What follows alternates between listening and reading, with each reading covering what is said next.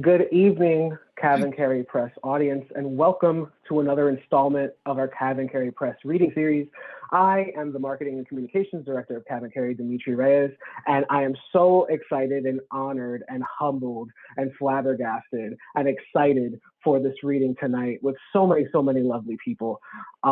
These two people that we're highlighting tonight, one of which who has published their book with us this month. It has dropped. It's what we're celebrating. Daniel B. Summerhill's Mausoleum of Flowers, which is a banger of a collection. If you have not picked this book up, please pick it up. Our social media coordinator in the chat box down below is going to drop that. If you're tuning in on YouTube later, that will also be in our description, and you can purchase that there. And we're celebrating National Poetry Month with that. And then also celebrating National Poetry Month, there's In the River of Songs by Susan Jackson, another wonderful CavanKerry Press author who now has this book on pre-sale. It's not out yet. It comes out next month, but with that pre-sale link, which will also be in the chat and the description, if you're tuning in before May, you can get that book before everyone else can. So consider that. You can get these two brilliant books before anyone else can by following that link in the chat.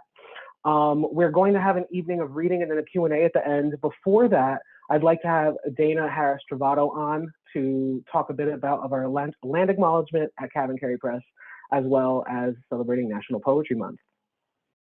Okay, thank you so much. Good evening, everyone.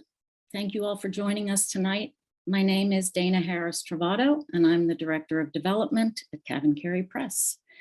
I'm delighted to welcome all of you to the latest in CavanKerry's series of virtual celebrations of our new and forthcoming releases. Before the reading begins, we did want to take a moment to acknowledge that the land we occupy in Bergen County, New Jersey, belongs to the Lenni Lenape people. We honor their history. We cannot function in our work as artists or art activists, nor offer a safe space for all writers without understanding the struggle for Indigenous rights. Additionally, we join art organizations across the country in celebrating National Poetry Month, honoring all poet artists and their vast contributions. For us, every day is a time to be attentive to the world around us, and through poetry, connect to the earth, our fuller selves, each other, and the wider community. We also acknowledge the power and necessity of Arab American voices during this Arab American Heritage Month, something we seek to do now and throughout the year. And with that, I will pass the baton to our Marketing and Communications Director, the one and only, yours truly, Dimitri Reyes, to introduce. Thank you so much. Thank you so much for that, Dana. I appreciate you always for your thoughts and your voice. So let's get the show on the road, everyone. Everyone's tuned in. I hope you have your tea. I hope you have your water. I hope you have your comfy chair. I love being in everyone's living room or kitchen at this point in time, watching the sunsets or it already be dark at places. We're going to start with the one and only Susan Jackson. And at the end, like I said, there is going to be a Q&A. So during the readings, if you hear beautiful words, if you have any questions about their book creation, about different techniques they did or certain things they said, put it in the chat, because at the end, I'm going to have a conversation with both of these brilliant voices. And I want you to be heard also. So please make sure you do that. So ladies and gents, Susan Jackson is the author of Through a Gate of Trees, CavanKerry Press, 2007, and the chapbook, All the Light in Between, Fishing Line Press, 2013, and now In the River of Songs, 2022. Her writing has been published recently in Tiferet Journal, Lips, Patterson Literary Review, and Nimrod International Journal. She was awarded a fellowship from the New Jersey State Council of the Arts, Geraldine R. Dodge Foundation residency grants to the Vermont Studio Center and Virginia Center for the Creative Arts, a pushcart nomination, and recognition from the Allen Ginsberg Poetry Awards. During the summer, Jackson co-leads a group in Poetry as Spiritualistic Practice. With 4 grown children and 2 granddaughters, she and her husband live in Teton County, Wyoming. Everyone, here is Susan Jackson.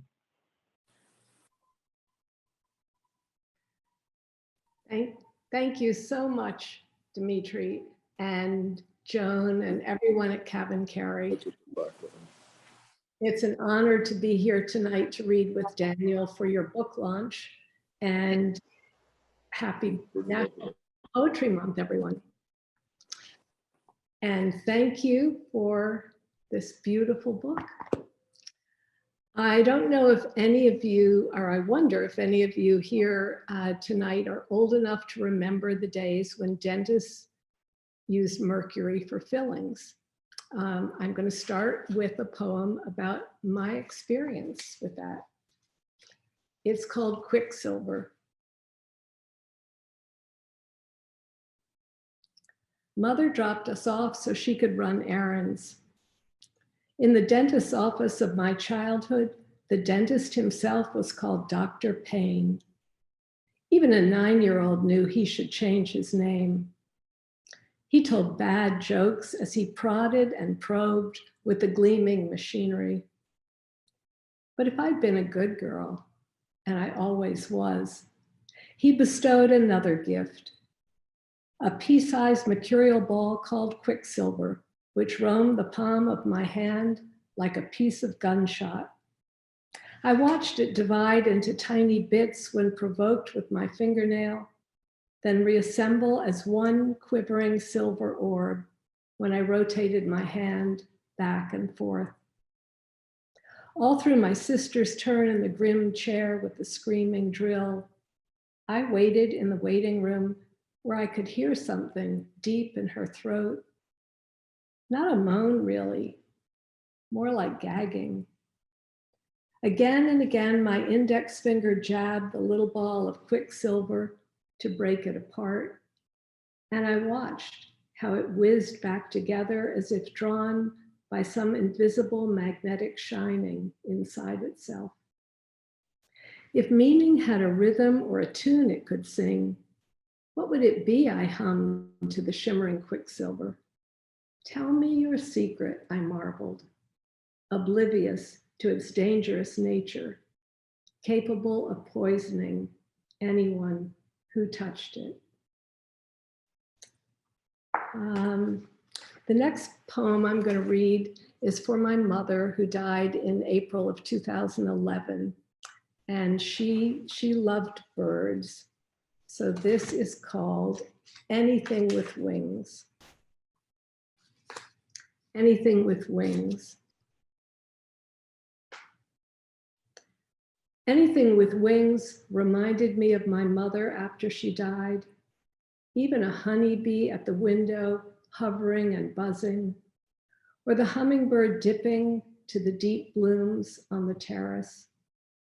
Butterflies, birds, bluebirds, all indigo iridescence, and the call of the cardinal bell-like over the world. How she loved their sudden winter red on snow. Some say a person passing away is like the wing of a library burning down. All those stories, the history, so many pages perished. But after the burning, this afternoon on our walk, a wind comes up.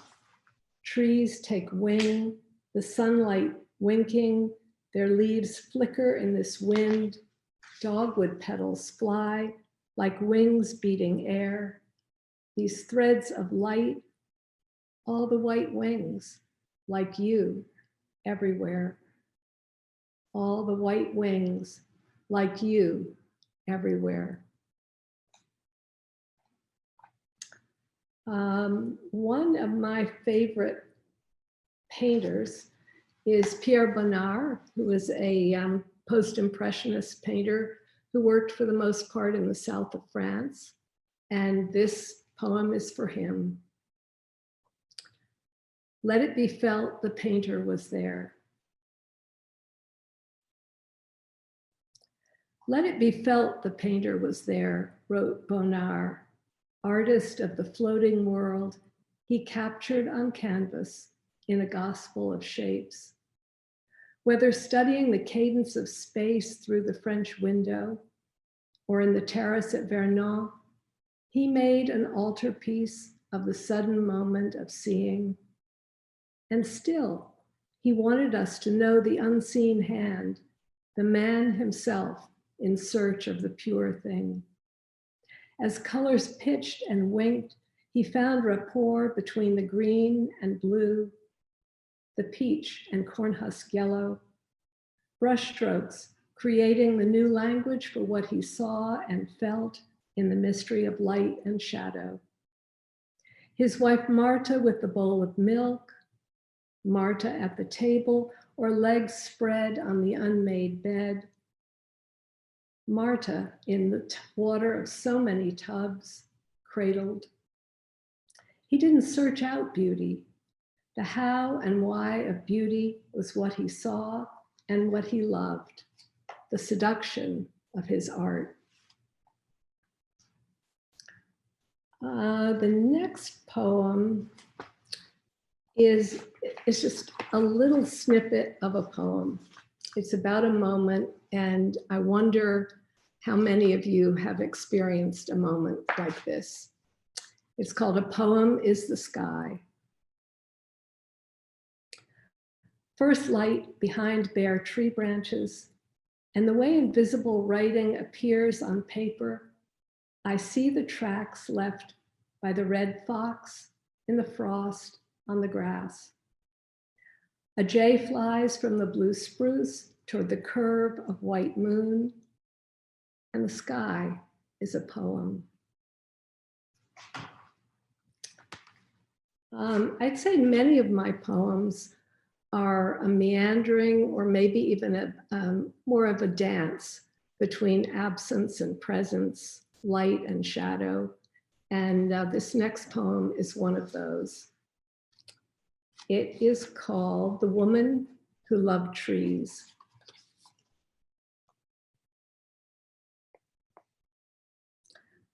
The woman who loved trees couldn't bear to see the cottonwoods taken down, though their roots had gone wild, pushing stones onto the terrace, strangling underground wires.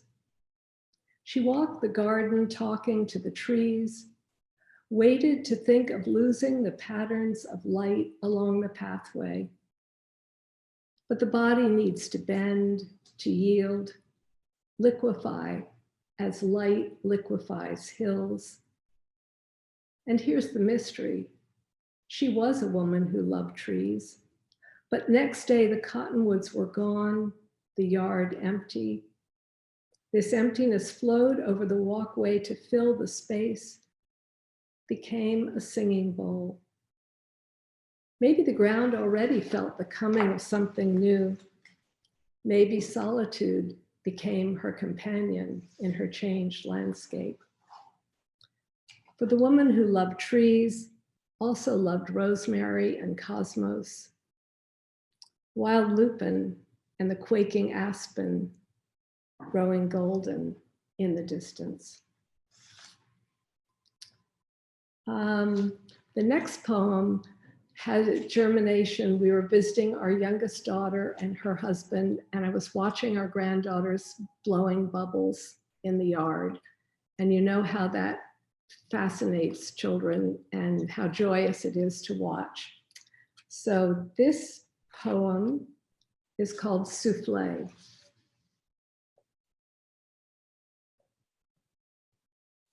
In the yard on a summer day, a child dips the wand into the cup, raises it to the sky, and gently blows.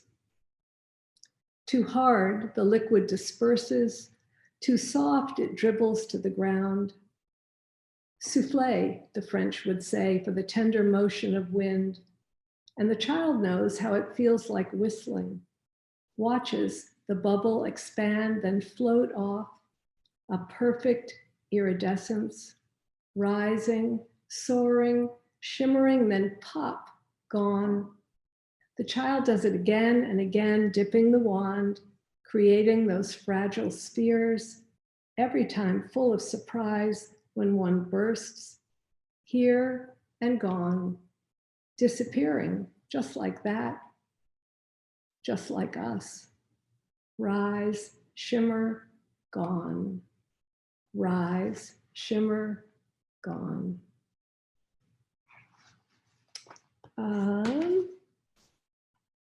Then I'm going to read a couple more poems, and I'm going to let this one speak for itself.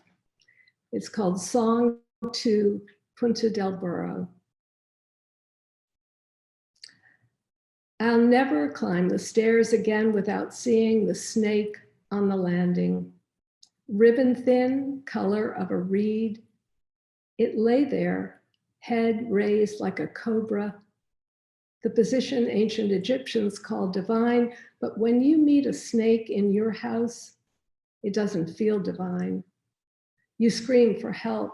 You don't take your eyes off the creature, lest it dart out of sight under furniture or in a closet, and you have to go to sleep at night knowing somewhere there's a snake. The man came running, brought a rake and a bag, then the snake tried to escape behind the big planter. It got caught, but when afternoon sunlight cast shadows over the stone floor, or wind disturbs the palm fronds, I shiver.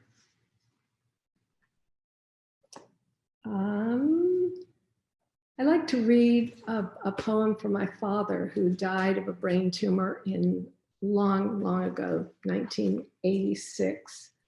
And this is called The Nourishment of Childhood.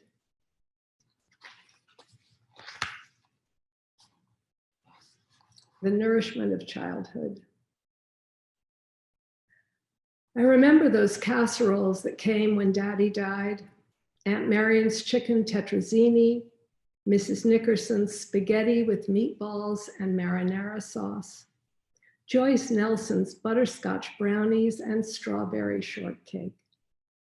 We ate their kindness every evening in the dark hours as Mother read aloud the cards that came from people remembering him. I never heard him sing in the church choir. I never heard him sing in the church choir in Orange, or saw him hit a home run on the baseball diamond in Derby. I never knew he paid for funerals and hospital bills of people I never met. But here were all these letters telling us of his quiet benevolence, and their stories became ladders I could use to climb up out of grief, like unexpected guests come to ransom me. And I will close with a poem called All the Light in Between.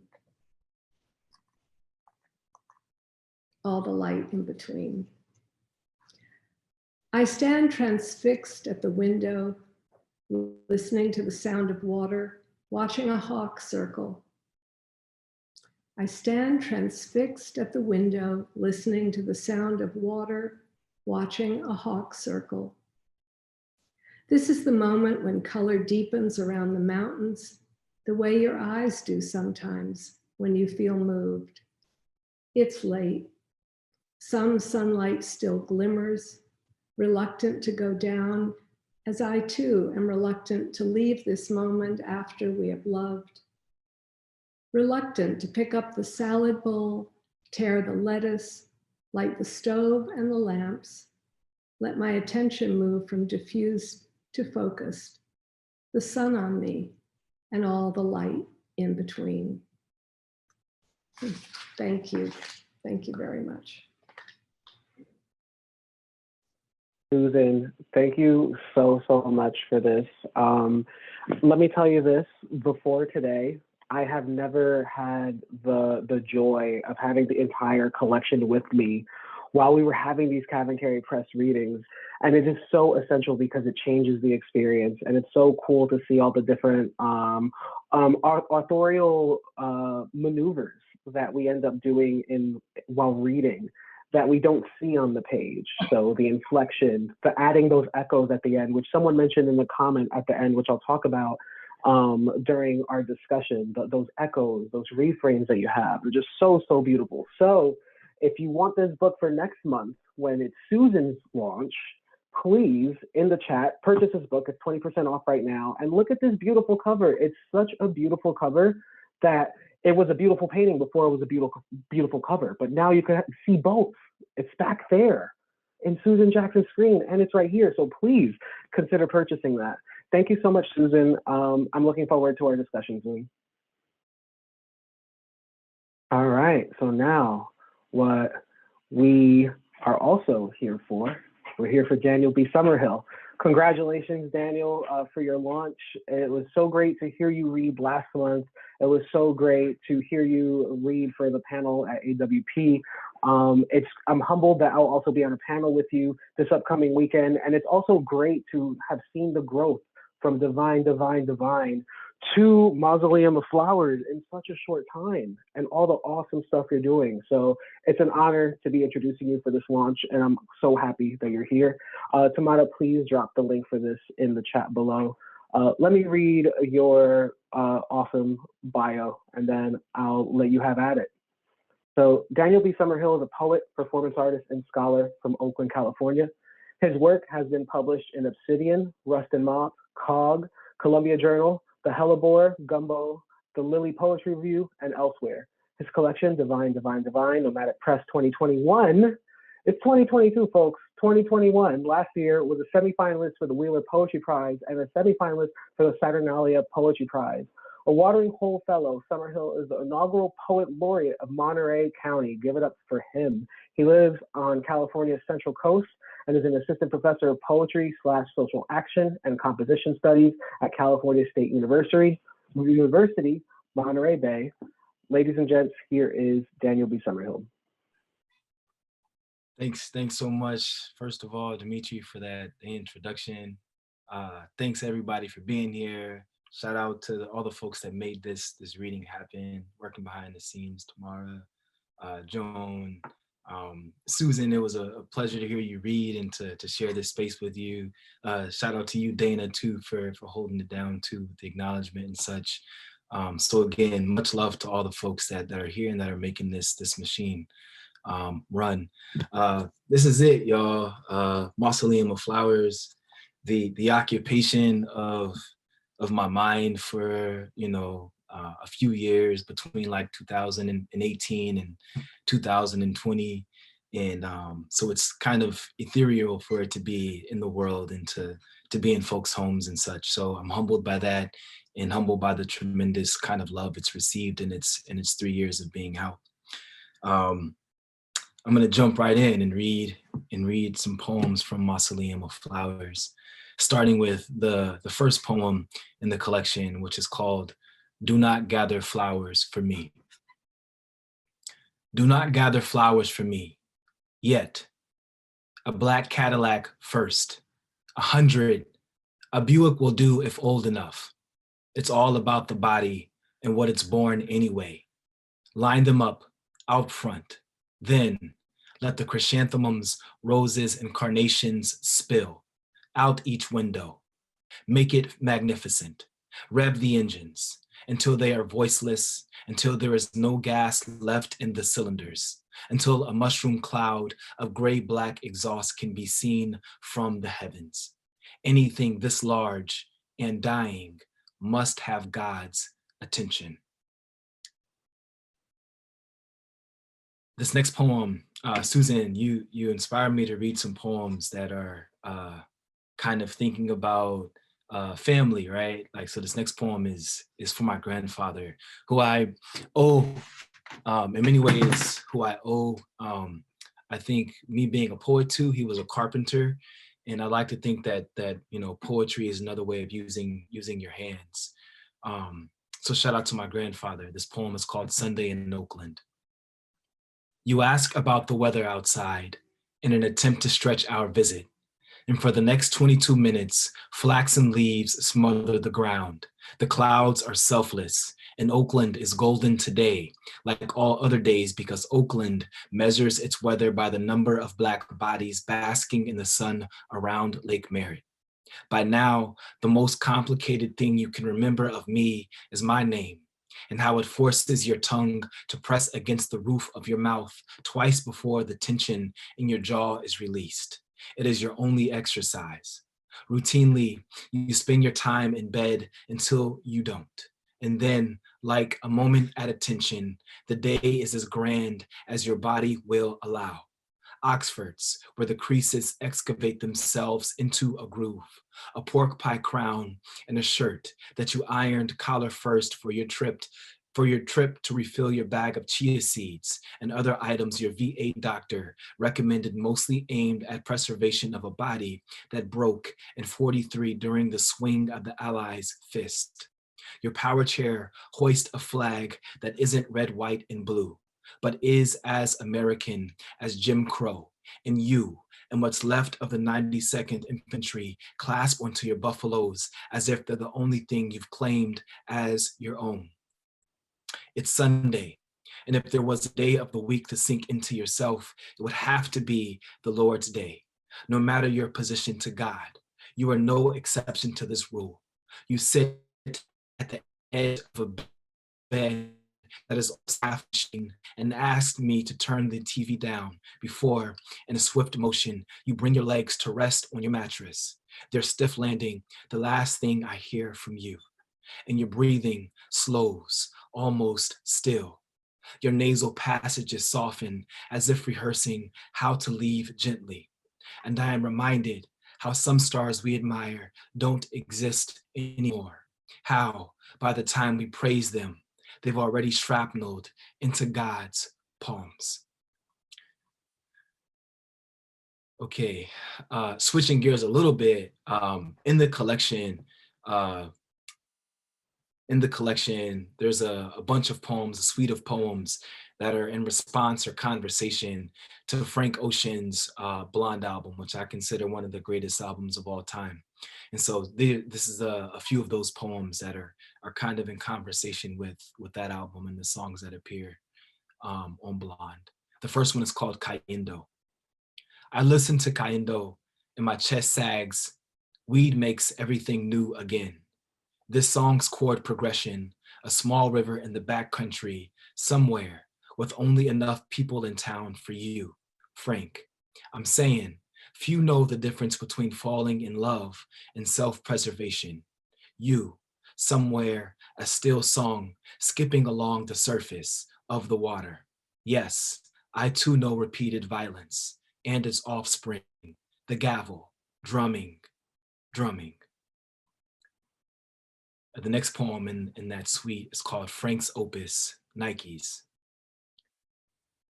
Is a collective belch. The eyes too have a disgusting sound to them. Swallowed a boy whole. Is bravado, tiny mating call. Call it, we want to fit in a 3-ring binder's cover slip, or between prayer's lips, or between lips. We're both hungry this way. You split your eyes, I get the rogue one. And if one of us should fall, you'd be it. I'd rather not scuff up my Coke Whites under these tracks. Kennedy got jumped, bloody, white t-shirt, blue jeans, and we took over the basketball court in our Nikes. Our voices, acoustic now. No adolescent theory here. These shoes get us into college digs. Harold and Kumar stomping concrete, holding backwoods and singing the right words to all the wrong songs on our way back home. Now, lust is falling asleep, holding hands without understanding why. The next poem in that suite of Frank Ocean joints is called Frank's Opus, Self-Control. The bridge floors me each time I collect enough courage to play it all the way through. This anxiety wants to forget, hold on to almost white morning sun slit through canyon live oak. We crash at dawn, fall in love backwards, as if tomorrow was an uninvited third wheel. It is more glorious this way, the sun searching for us and all.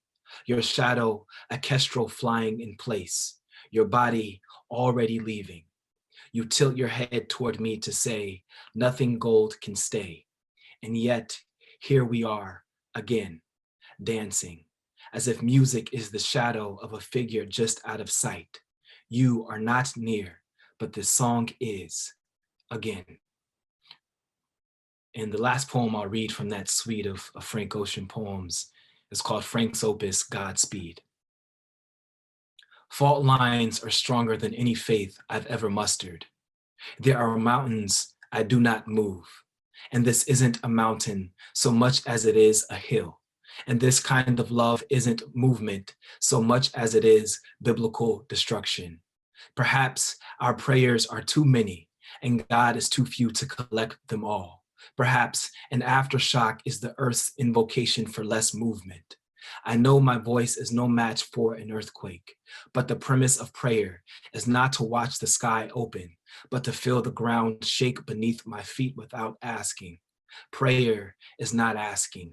Prayer is not about asking. Prayer is a tremor we don't have a grand enough name for.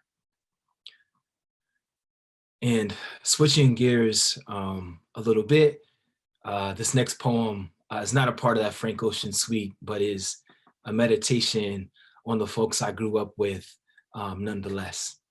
It's called Territory. I watch into the cosmos and feel infinitely small. How the homies must feel when they watched The Birth of a Nation or any other carbon copy slave movie. No matter how triumphant the battle, the victor is always abundantly white. I can't help but think about the boys I grew up with who claim to run the city, not in colonial terms, but as anatomy, how they've learned since birth to measure land, not by geography, but through flesh and the taking of it. In this way, perhaps the obsession has always been the body and the destruction it's capable of wielding or falling victim to. In this way, they too seek something new, if not imaginative, if not through their hands, then through their bodies. In this way, we are huge after all. How the few feet separating our Nikes does nothing to render the entire sky between us. Keep chugging along, y'all. This poem is called Sitting in a Wicker Chair Against Floral Wallpaper in Oakland Heat. And it's a title inspired by this book, Begin Again by Edward Claude. Sitting in a wicker chair against floral wallpaper in Oakland Heat. There is a portrait of Huey Newton in my church. It's Communion Sunday, and Mama has on her good shoes with the gold links.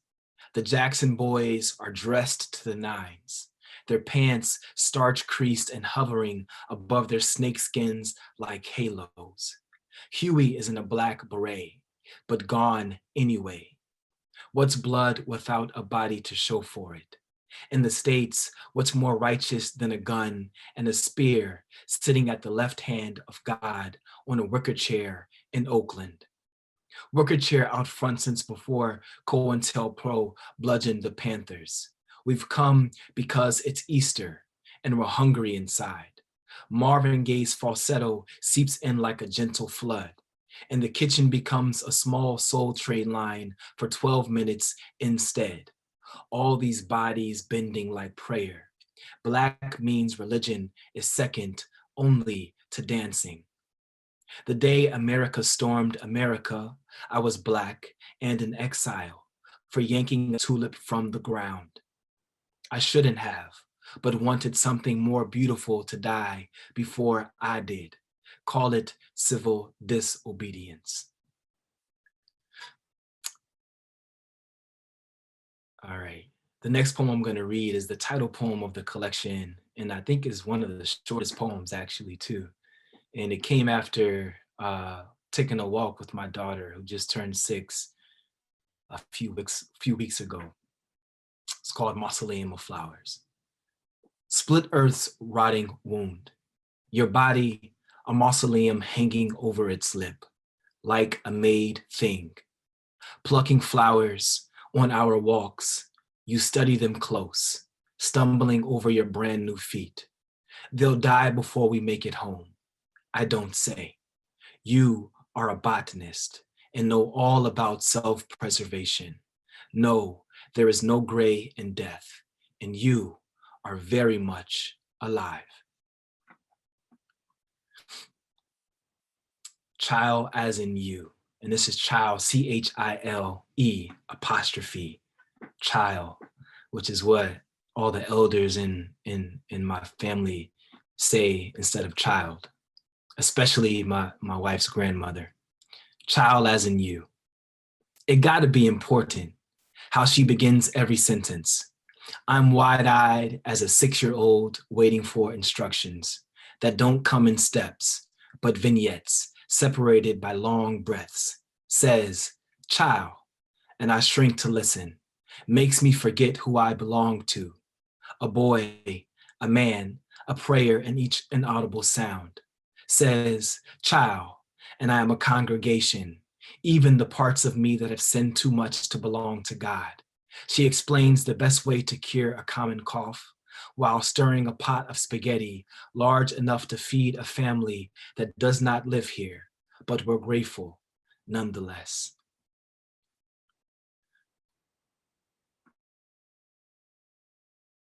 With a bit of in it, it was written after I was on Twitter, and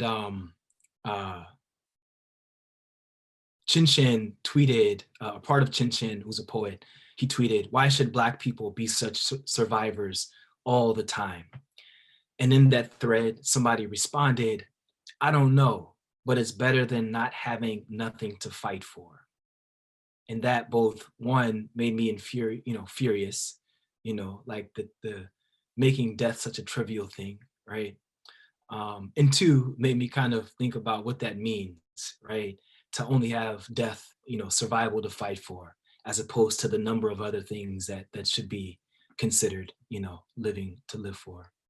In defense of survival. Why should Black people be such survivors all the time? Chin Chin. I don't know, but it's better than not having nothing to fight for, a person's response. Again, my niggas die, and they label those of us on deck survivors in the longest stretch of the word, as in, we entered this world dying and count our blessings each time God takes our friends instead. Pardon my audacity, not even small prey desire to survive. And just a couple more poems. The second to last one is called Love is the Result of Attempting to Stay. Here, death and love share a common ancestor, recklessness. Here, the mouth, a small auditorium of things said while taking a last breath, or a single thing, a single mama, ricocheting off the pink of the mouth, her syllables within his uncontrol. A truth.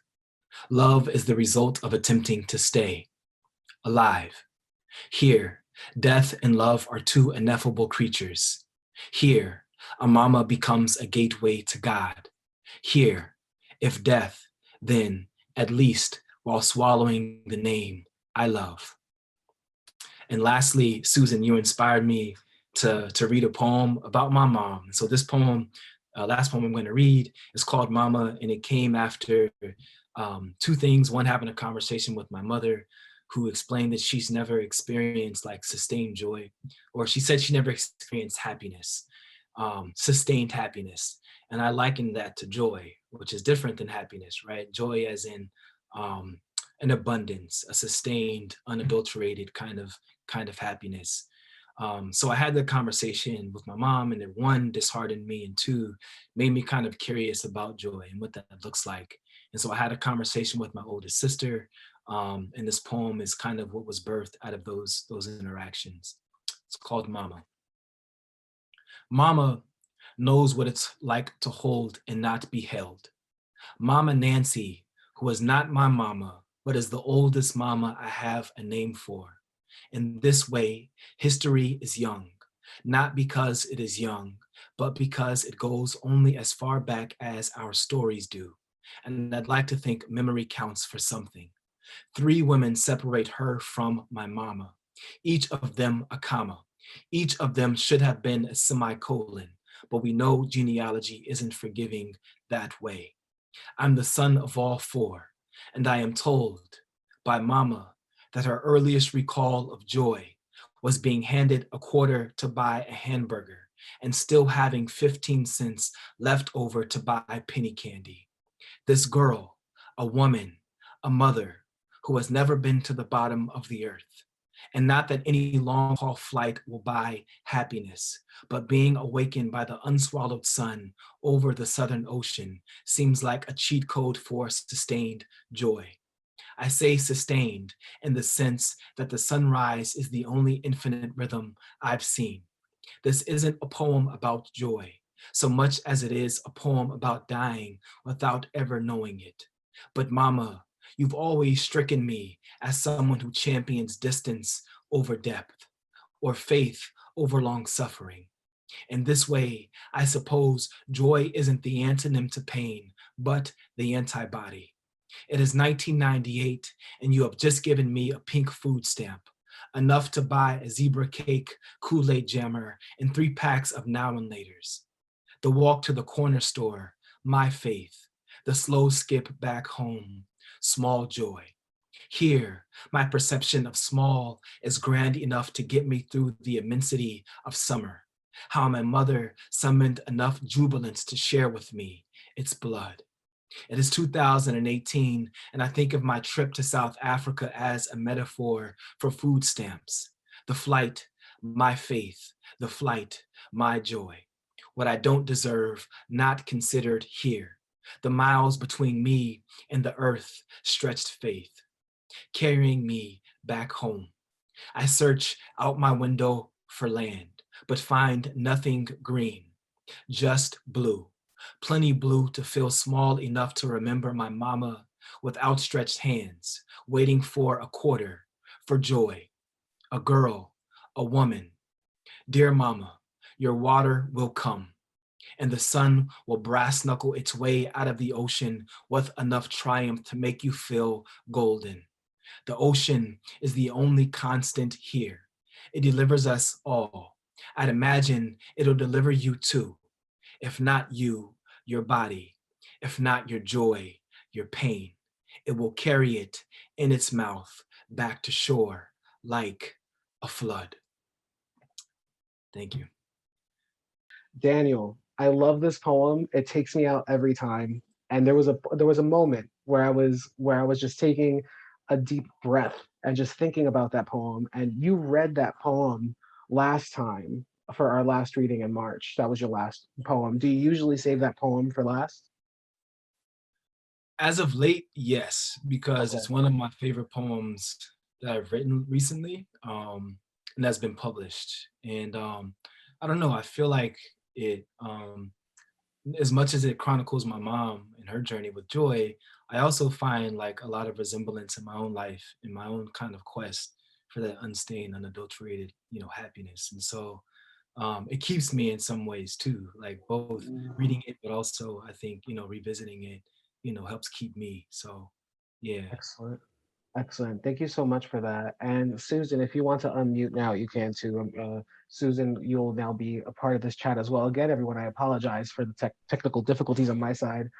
I actually, there was a question that I was asked on a reading yesterday that took me back because it was so simple. And then I had to really rethink that because I feel like it evolves over time. So I wanted to turn it to the two of you. And I feel like it might change from conversation to conversation, but let's just start with the plain statement of who do you write for? So Susan, maybe we could start with you. Who do you write for? You're writing. Oh my gosh, that is a question I'm going to be thinking about for a long time, because I want to quote Daniel, if you don't mind. You said either in a poem or in a conversation in your last reading, live gorgeous, live on purpose. And to me, I think that's what the writing is about. It's not for a person. It's about the writing, and it's about what you find and where you go and where it takes you if you're living on purpose. So I thank you. I have that phrase, Daniel, on my writing table. So Yeah, geez, yeah, that came from O2 Elijah. I think you probably seen it on YouTube. Yeah, Um, yeah, yeah, yes, yeah, yes, exactly. cool. Thanks for quoting that poem. That's also one of my favorite poems too. Yeah. To the question, who do I write for? I was at AWP. I listened to a panel in which Elizabeth Acevedo was asked, or was prompted with a similar question, like, who's your audience? Or, when you set out to write, who do you imagine reading your work or, listening to your work? And she said, my people, my folks, and everybody else there. So think about it as a banquet in which you're there to celebrate like a person or a handful of folks, and everybody else just comes for the food and for the party, right? And so when I set out to write my poems, I think about the folks who the poems are about, right? Like the folks I grew up with, my family, my community, the folks in which the stories chronicle. And so that's who the poems are for. And if I can't speak to them, if my poems don't resonate with them, then like, what am I doing? Right? Poets are historians in many ways. And so if the poems aren't kept in a way that represents the folks they're about, then like, what good is that poem? And so, the poems are about the same folks that appear in the work. The poems are about folks that can resonate with Black demise, with brown demise, with adolescent trauma, right? And so everybody else is just privy to the banquet and gets to come for the food and enjoy the festivities. But I would think, a select group of folks that are represented in the work. And that's who I think I'm in conversation with.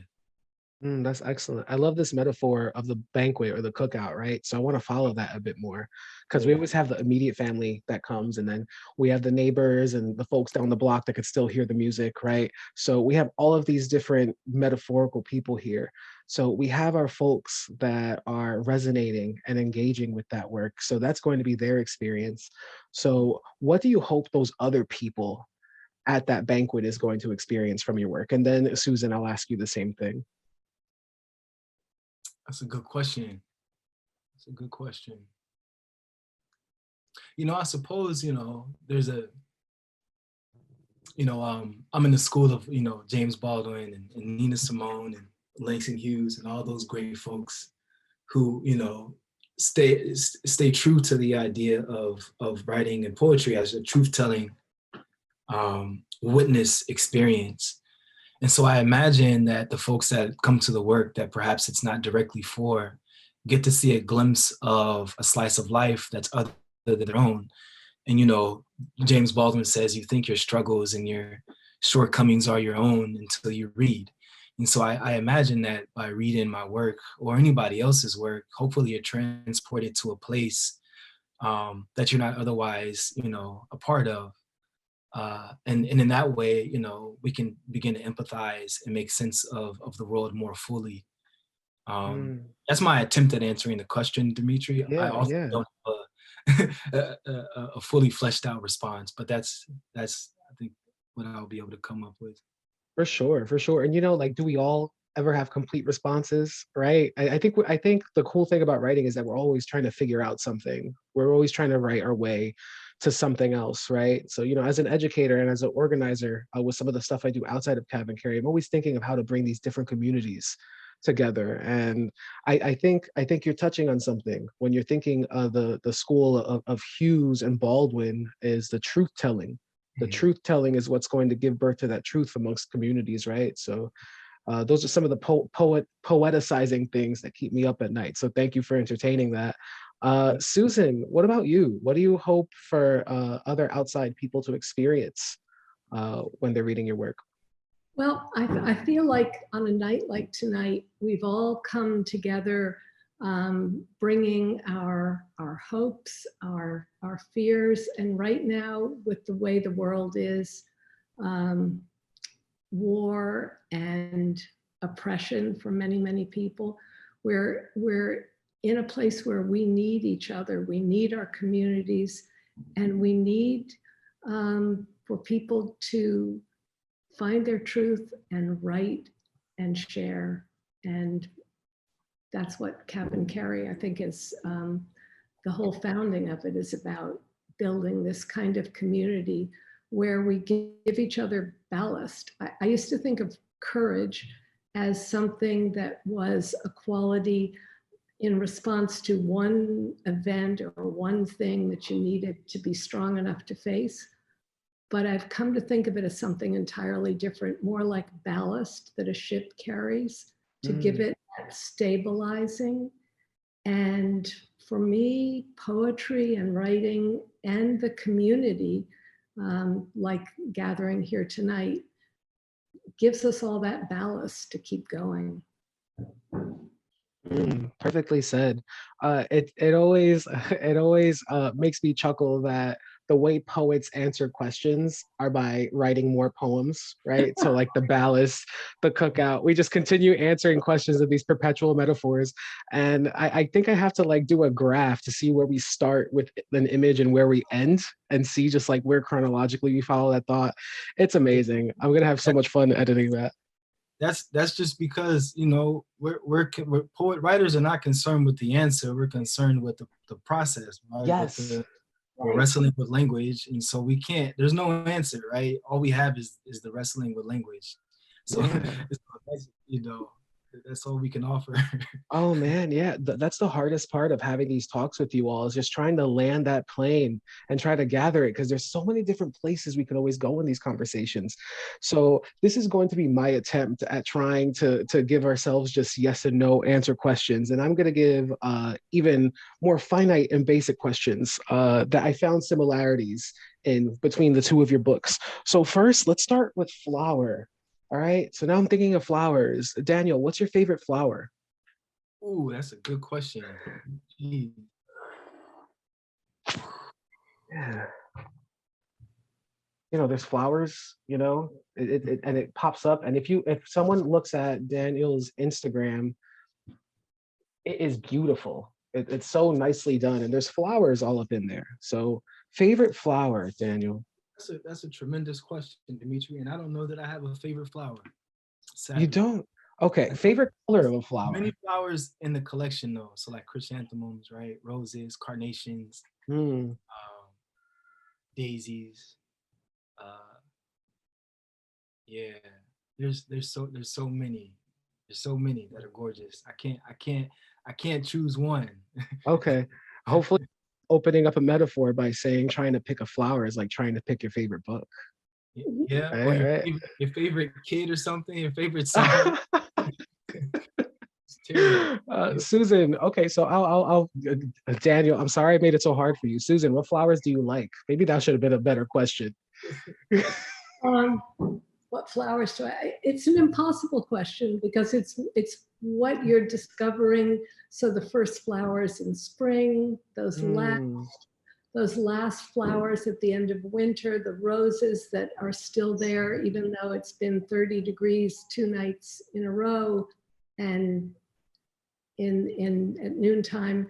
But I would say also one of my favorite flowers is discovering fungi and mushrooms in the woods. They're not flowers, but they give you that same sense of discovery and appreciation for the variety of colors that you can find.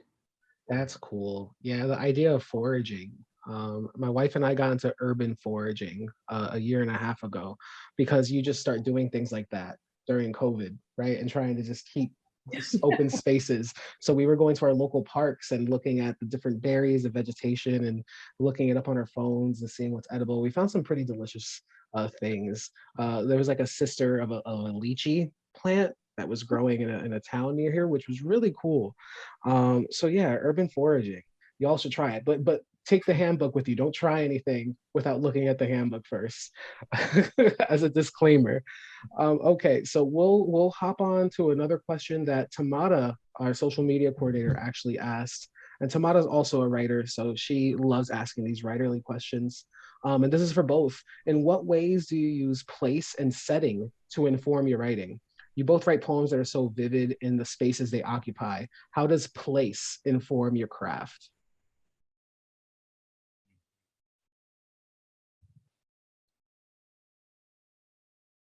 Anyone can take that first. You can, 'cause I gotta chew for a second.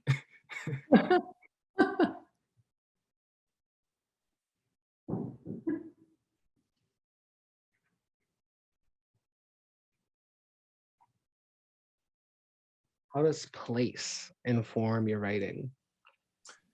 Yeah. So place. So I'm from Oakland, which has a lot of like rich history, right? Cultural history. History is very eclectic, down to earth, diverse. And so I think place comes in the architecture of the poems.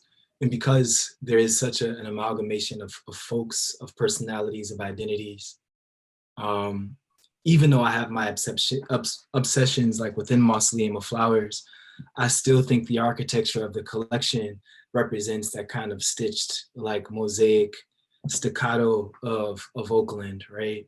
And so I think like very faintly it comes in, but it not in a conscious way, but I think the same way that I'm built, I think also lends itself to the architecture of this collection and in my first collection as well, in which the poems are really, they all speak to a similar theme, but they're all vastly different in terms of how they approach that theme.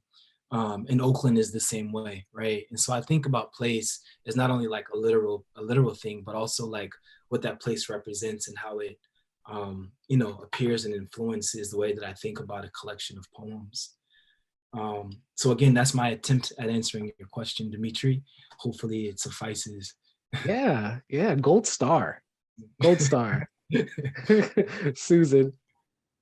I think of place in a way as like weather. It's something that is so important to where you are every day. It's like breathing.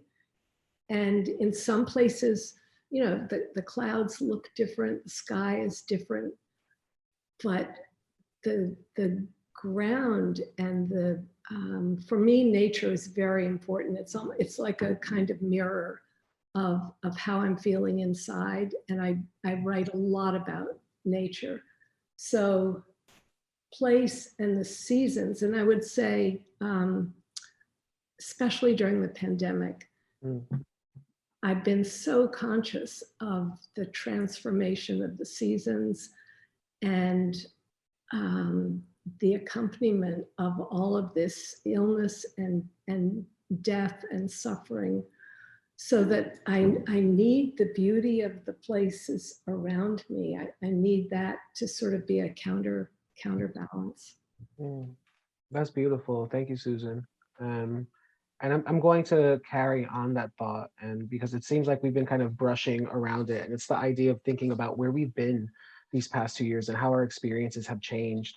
Like for instance, Daniel and I could empathize with what it's like to live in such urban places, and then overnight, those places where everyone is hanging out and being jovial, those places are empty, right? And then if we're thinking about what those kind of interactions are like and how we still get to create and how we could still stay healthy, mind, body, and spirit, how do you all create when we're in the middle of all this stuff that's just going on in the world? How do you all channel that and still find that beauty and find that joy and be able to synthesize all these complex feelings while everything else is going on around you?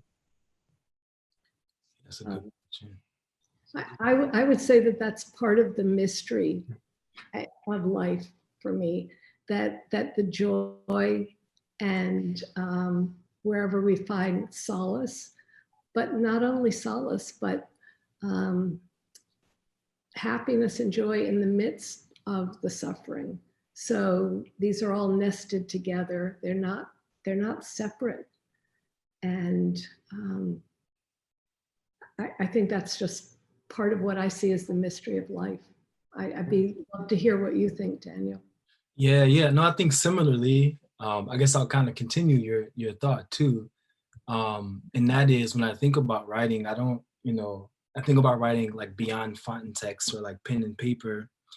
And even like in teaching, if I'm teaching craft, um, we'll watch Children of God, which is a film. We'll listen to Wayne Shorter or Tank and Bangers or John Coltrane to help inform sound and rhythm. So I guess the same kind of rhythms and beats and things that are taking place throughout the world, I also think about those as ways to inform like writing. Nothing happens in a vacuum, and it's all interconnected. And so I think about all of that as like the process of trying to wrestle with language. Language is how we know we're alive. Language is our most efficient, you know, most valuable way of understanding ourselves, of metacognition. And so all the things that happen still have to be kind of wrestled with through language. And so I think there's no better way to kind of situate yourself in a world where there's a lot going on than through language, because it's the most effective tool we have at trying to make sense of things, right? At self-preservation. And yeah, that's Yeah. all. Yeah. Y'all are doing such a good job. I love this, you know? Um, I actually you touched about onto something about music. So while I was listening to the readings tonight, I'm always thinking of how I'm gonna formulate some of these questions because we're drawing connections of the emotional and psychological landscapes. That's what CavanKerry is. But then in there, I'm also trying to think of what themes, what sinews hold things together. And I really like the idea of the ars poetica. So Susan, you were doing this in the guise in this shroud of metaphor in terms of painting, right? That ekphrasis was in essence an ars poetica in a way, and then your Frank Ocean opuses are also an ars poetica. Um, and so I'm thinking, how do the two of you connect and channel your art by synthesizing other art? And this could be a larger question or just literally even thinking about that ekphrasis and then those the Frank Ocean opuses. How did you all what was your plan of attack or point of view and how you're going to talk about these things or kind of highlight certain images or movements? I guess essentially like there's things that resonated, right? Like first of all, there's like a resonance that happened with anything, right? Anything that appears in the collection. And so the response or the poems that were responding to those things were really trying to like unpack and understand why the thing resonated. And so the poems are really the result of that process of trying to figure out why is this thing, why did this thing, resonate with you? Why did this thing kind of, stand out among all the other songs or the other themes? And the poems are again just the result of that, really trying to wrestle with what that could be, what that possibly is. And Hanif Abdurraqib, I was had a conversation, and he said, I allow myself space to wonder. Mm. And as writers, of course, we have like our obsessions, and then of course those obsessions kind of come through in whatever genre we're writing in, be it fiction or poetry, etc. But what I found really fascinating about that conversation that I had with him is that he said that there was no limits on what he allowed himself to wonder about and how that wonder was disseminated, right? And so it's like there's no limits on the way that we can kind of process or respond to or think about things. And if you allow yourself that freedom, right, to kind of respond to a thing, to think about a thing, to wrestle with a thing, to challenge a thing, then I think the poem will be much better because of that freedom. Yeah, I hear that. I feel like that's something that we really have to discover with ourselves when we're emerging writers and we first start, right? Like we feel like we need to write into that box or we need to imagine this one way into the poem, or you have this idea for a poem and you want to follow it, but not allowing yourself to go into those other places outside of that box, are limiting. And I think it's when we know that we have that magic or that wonder or that discovery that Susan is talking about, where we can really yield results that we didn't know existed, right? And that's awesome. I think that's the magic of that. So thanks for that. Shout out to Hanif Abdurraqib as well. Susan, what about you in terms of Well, the? I find I love music, but where ideas often come to me is in the rhythmic situation, say driving in a car on the highway, and that rhythmic sound of the tires on the ground, or walking if I go on extended walks, or in the shower. There's something about that physical movement that opens a door. And I find that even if I don't feel that I'm in a state of wonder, ideas or phrases come up. Whereas when I'm writing about art, it's more directed. A particular piece of art could be a gateway into how I process ideas. But in terms of where poems sort of spring up, it's within the rhythm of ordinary tasks like walking. Yeah, that's so important. The idea of trying to generate work by not saying I'm going to generate work, right? Inspiration just comes to us a lot. And that could be through music and the arts, or it could be by taking a walk or finding vegetation, or taking a walk with your daughter and sharing that moment and sharing that experience, right? All of these things are super important. I think that's why people get scared when like you're talking to someone, you're like, I'm a poet, and they're not a poet, and they're like, oh my God, they probably think so many things about this conversation right now. I'm gonna end up in one of their poems, right? So it's so great. I just love the wonder and that we could write a poem about an instant pot, right? And it could be one of the most beautiful things ever. And speaking of these beautiful things, and speaking of your beautiful books, Adriana Phillips asks, they're thinking about. Oh wait, why? Because that was actually an edit. Ooh, I had a really good setup, and then I was on the wrong part, so now everyone knows my secrets. Okay, I got it. The poets, all of you were talking about giving readers access, and we know that that's something that's super important. So do you think about how your work is accessible to readers when you're composing or editing? Yes and no. Okay. Yes and no. So I'll firstly say, going back to like who the audience is, I always like to say, if the folks who the poems are about can't read the poems, then like, again, like what am I doing? So that's the first piece. The second piece is, in the Western world, we have a like one directional relationship with literature, meaning like the writer is responsible for doing everything. And that's actually a very inefficient way to go about writing and reading. And instead, I like to think that it should be conversational, and the writer does work, but the reader should have to do just as much work when they come to a piece of writing. And so accessibility from from a language standpoint and diction standpoint and composition standpoint, absolutely. But I also think that it's our job to kind of stretch the reader's imagination and possibilities. And what better way than through poetry to do that? Yes, yes. Make their mind wonder, make their head spin. Ah, Yeah. excellent, excellent. Thank you, Daniel. Susan? Well, I also think that a poem is a living thing. So it is not something that is on the page and that's the way it is. Every time it's read by the reader, like I've heard Daniel read several of the poems he read tonight, and each time I've gotten something new. I've entered the poems at a deeper level. So I think that every time a poem is read either silently from a book or by the poet, well, you were asking about flowers earlier. It blossoms in a new way. Mm-hmm. Thank you. Thank you so much. Everyone, you've been listening to Daniel B. Summerhill and Susan Jackson. Thanks so much for sticking around this whole time. We only dropped by one participant. This is the best retention. I think we just beat our own personal record. So thank you. Thank you for your patience. Thank you for your kindness. And thank you for staying here and listening. We're about to close out, and I wanted to close out with this last question.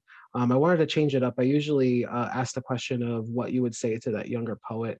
But Dan, you answered that last month. So I'm thinking now about progression and the idea of wonder and that magic that we want to occupy.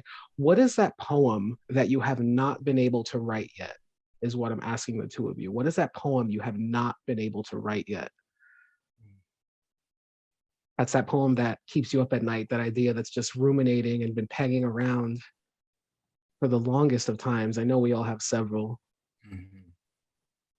You know, I've been occupied with I'm Baldwin book? Is it the Baldwin book? oh no, there's always a Baldwin book. There's always a Baldwin. but right now I'm working on, or I've attempted to work on an essay, and it'll be like a lyrical essay, and so it's a poem or an essay rather, that kind of thinks about the etymology of rest in peace and what that means. And so this stack of books is all for that poem that has yet to be, or that essay that has yet to be written. This stack has been sitting on my desk for like 2.5 years, and I have very minimal of the essay written. So I gotta work on, getting that out. But that's what's consumed me, and when I have the space and the patience to approach it, I will. Thank you, Daniel. While Susan is talking, can you please hold up that stack of books to the camera? Some of our audience wants to see that and cop some of these great reads. Susan, same question. Oh gosh, the poem I have not been able to write. I'm also working on prose right now. I'm working on some personal essays that I think will come together as a memoir. But I think the poem that I haven't been able to write is, I discovered in my mother's desk a card that said, "Dear Susan," and the rest of it was blank. Whoa. And I have written a piece about what was it you wanted to say, and I'm calling it The Invisible Letter of Love. Oh my goodness. So we'll see where Wow. where it comes. Everyone who had their face exposed, their face cracked when you said that. It was nuts. Yeah. Oh man, I can't wait to see that into the world, and I can't wait to have conversations with you. I get to have conversations with these authors after the show, on what that looks like. Okay, so I'll be actually stopping the Facebook stream now. What I'm going to do, Tamara, if you could give access to everyone else to come off and say goodbye, that's how we'll end the night. So you can come on, say your good nights, clap it up, say anything you want to these lovely authors.